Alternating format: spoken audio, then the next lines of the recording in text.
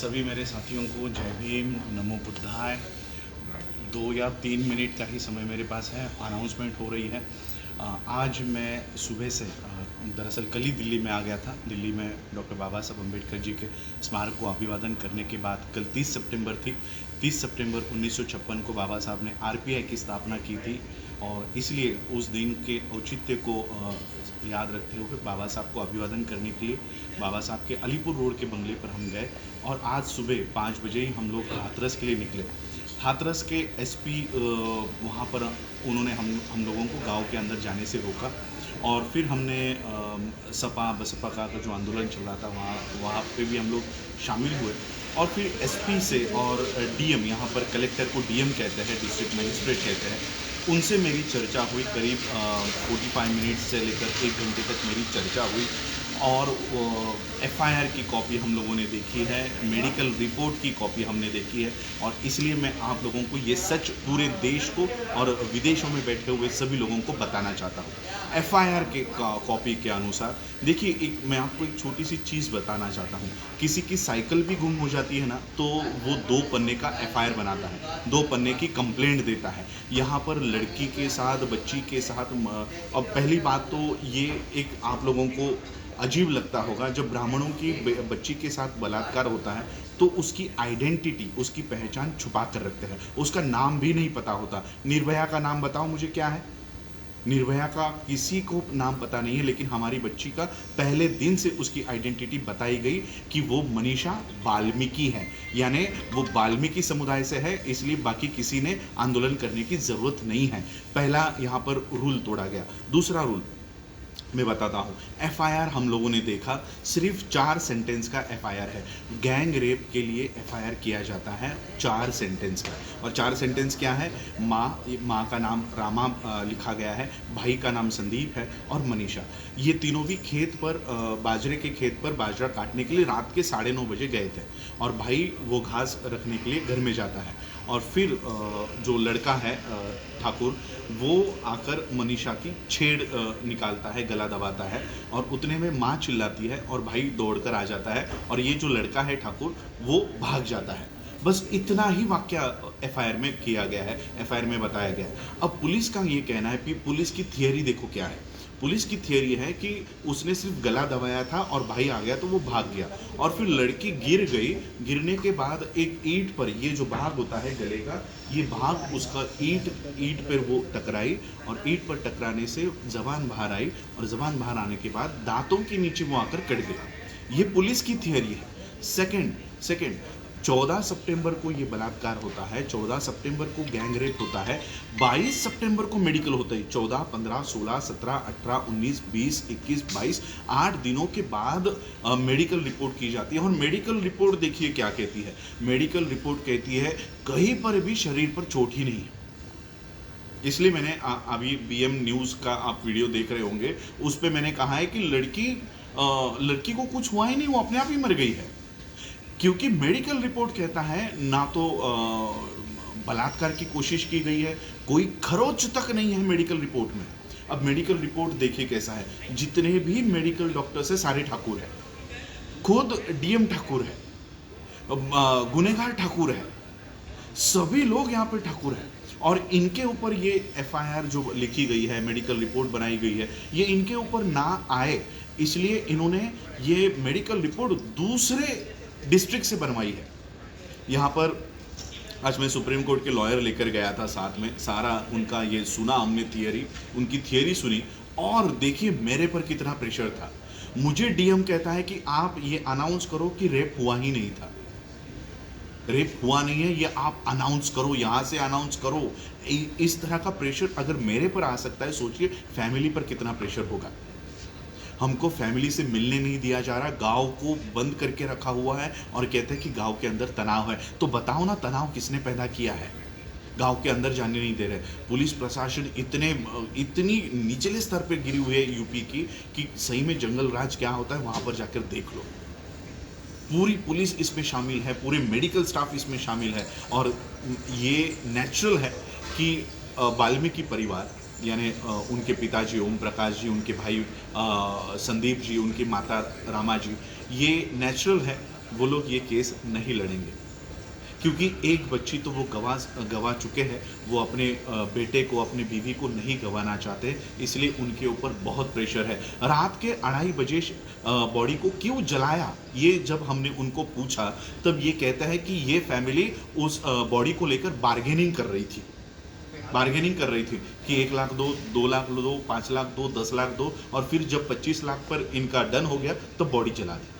ये इनकी पुलिस की थियरी है, ये पुलिस की थियरी है कि इसलिए हम लोगों ने 2:30 बजे ये बॉडी जला दी है। तो इनके सारे पेपर्स अब मेरे पास आ गए हैं। देखिए, जैसे मैं आप लोगों को कहना चाहता हूँ, मैं तो बाबा साहब का परपोता रिश्ते में लगता हूँ, लेकिन आप लोग, अगर आपको पूछा जाए तो आप कहोगे हम बाबा साहब के बेटे हैं। तो वो वाल्मीकि परिवार भी बाबा साहब का बेटा हुआ, वो वाल्मीकि परिवार भी बाबा साहब को मानते हैं, तो वो भी बाबा साहब के बेटे हुए। तो इस रिश्ते से अगर वो बाबा साहब के बेटे हैं तो फिर मैं उस मनीषा का भाई हो गया, और इसलिए अगर वाल्मीकि परिवार ये केस नहीं लड़ेगा, और मुझे पूरा विश्वास है कि वो ये केस नहीं लड़ेंगे, वो ये केस नहीं लड़ पाएंगे, क्योंकि अगर उनको जिंदा रहना है तो वो ये केस नहीं लड़ेंगे, नहीं लड़ पाएंगे। और इसलिए अगर वाल्मीकि परिवार ये केस नहीं लड़ रहा है तो अंबेडकर परिवार ये केस लड़ेगा। इसलिए सारे पेपर्स मैं आज वहाँ से लेकर आया हूँ, एफआईआर की कॉपी वहाँ से लेकर आया हूँ, मेडिकल रिपोर्ट्स की कॉपी लेकर आया हूँ, और इसमें इंटरवीन हम लोग करेंगे और ये मांग करेंगे कि ये जो केस है ये यूपी से बाहर चलाई जाए, महाराष्ट्र में, दिल्ली में, कहीं पर भी, बॉम्बे हाई कोर्ट में, कहीं पर भी चलाई जाए, लेकिन यूपी से बाहर चलाई जाए। और इसलिए ये सारी रिट पिटिशंस हम लोग डालेंगे, इंटरव्यू पिटिशन हम लोग वहाँ पर डालेंगे, और ये केस अब हम हैंडल करेंगे, क्योंकि हम देखिए केवल उन 4 लड़कों को फांसी पर चढ़ाने से न्याय नहीं मिलेगा। इन डीएम से लेकर, एसपी से लेकर, मेडिकल प्रोफेशन के डॉक्टर्स तक, जब तक इनको हम जेल में नहीं डालते, एक उदाहरण जब तक हम सेट नहीं करते, तब तक हम पीछे नहीं बैठेंगे। क्योंकि आज देखो, हम हाथरस में गए थे, मैसेज आता है कि बलरामपुर में भी वही घटना घटी है। कहाँ तक जाओगे, कहाँ तक भागोगे आप लोग, एक दिन थक कर बैठ जाओगे। और इसलिए ये केस में हम लोग ऐसा उदाहरण सेट करेंगे कि अगर पुलिस थोड़ा भी इस तरह का गैर व्यवहार करती है तो उनको भी जेल के पीछे डालने के लिए कोई ना कोई यहाँ पर खड़ा है, कोई तो आवाज उठाएगा जो इनको कानून के तौर पर पकड़ेगा।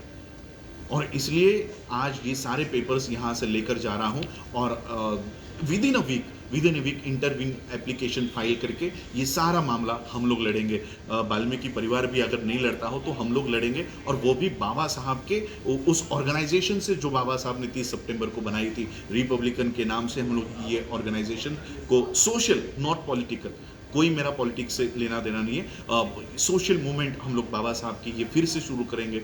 आज देखिए कितनी ताकत है अंबेडकर में। आज गांधी को डिस्ट्रिक्ट के बाहर रुका गया, लेकिन मैं वहाँ पर एक अंबेडकर, वहाँ पर एसपी, डीवाईएसपी, डीएम से जाके वो सारे पेपर लेकर आया है। और इसलिए मैं आप लोगों से अपील करना चाहता हूँ, आप लोग देश में, पूरे स्टेट्स में आप लोग ये आंदोलन कर रहे हो, लेकिन उसी के साथ हमको संवैधानिक माध्यम से भी ये आंदोलन करना होगा। मैं इतना ही आज आप लोगों को बताना चाहूँगा, क्योंकि देखिए इतना प्रेशर था, मुझे बताया गया था कि दिल्ली, यूपी में गाड़ियाँ पलटी होती रहती है, मुझे बताया गया था। इसलिए मैंने कहा कि जब तक मैं जिंदा पहुँचूँ दिल्ली में पहुंचने के बाद ये सारी बातें मैं आपको बताऊंगा। इस तरह का एफआईआर बनाया गया है, इस तरह के मेडिकल रिपोर्ट्स बताए गए हैं। मुझे खुद डीएम प्रेशराइज कर रहे थे कि आप ये बताओ कि कोई रेप हुआ ही नहीं है।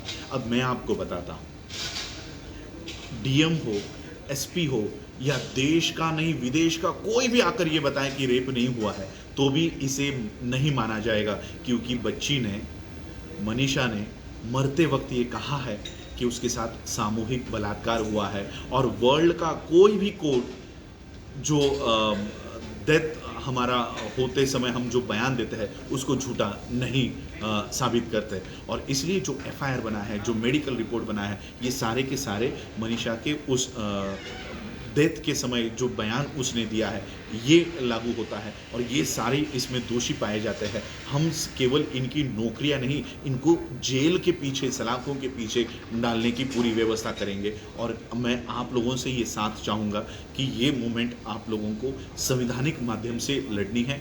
कई सारे लोग इसको राजनीतिक तूल देने के लिए अपने अपने यहाँ से, मुझे कई सारे, मैं किसी संगठन की बुराई नहीं करना चाहता हूँ, लेकिन कई सारे संगठन जो शुरुआत में मुद्दा उठाते हैं और फिर इसको आप लोगों ने देखा है कि हमारे बच्चों को जेलों में लेकर जाया जाता है और जो नेता ये सारे मुद्दों को उठाता है वो भाग जाता है। तो मैं आप लोगों से विनती करना चाहूँगा कि ऐसी मूवमेंट मत चलाइए जहाँ पर क्योंकि संविधान आपके पक्ष में है, संविधान आपके पक्ष में है। संविधान बाबा साहब अम्बेडकर आपको वो सेफ गार्ड देकर गए हैं। इस सेफ गार्ड को ठीक तरह से इस्तेमाल कीजिए।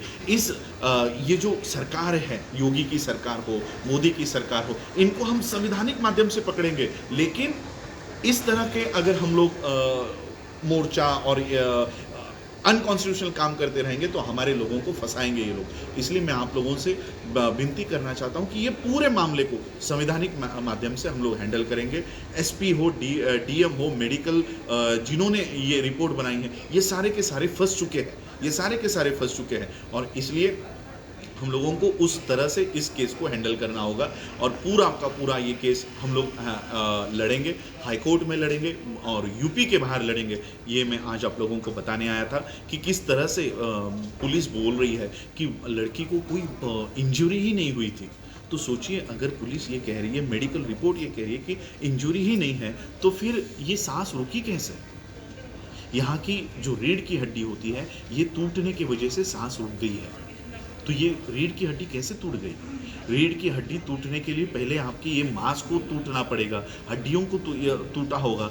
तो ये कह रहे हैं कि कोई खरोच ही नहीं है, शरीर पर कोई खरोच नहीं है, ये मेडिकल रिपोर्ट बताता है। तो देखिए, इस तरह के सारे ये पेपर्स, इसलिए ये जानकारी मैं लेकर यहाँ तक कैसे पहुँचा हूँ मुझे पता है और इसलिए मैं आप लोगों से यही आशा करता हूं कि आप लोग मुझे इस मूवमेंट में आप लोग साथ दीजिए। कोई राजनीतिक मेरा इसमें मंशा नहीं है। बाबा साहब के रिपब्लिकन मूवमेंट को हम इस माध्यम से रिवाइव भी कर रहे हैं और देश में जो विपक्ष को मुद्दे उठाने चाहिए थे, जो विपक्ष, नकली विपक्ष कांग्रेस और गांधी ये जो बता रहे हैं, ये वो मुद्दे नहीं उठाएंगे और अगर उठाए भी तो इसकी फ्रीक्वेंसी इनके हाथों में होगी, कब मुद्दा उठाना है, कब मुद्दा गिराना है। और इसलिए ऐसे लोगों के हाथों में हमको हमारे मुद्दों को नहीं लेकर जाना है और इसलिए असली विपक्ष का काम अब बाबा साहब की इस रिपब्लिकन मूवमेंट से हम लोग करेंगे। यही बताने के लिए मैं आज आप लोगों के सामने आया हूँ। आप लोगों ने मुझे सुना, उसके लिए आभार, धन्यवाद। जय भीम।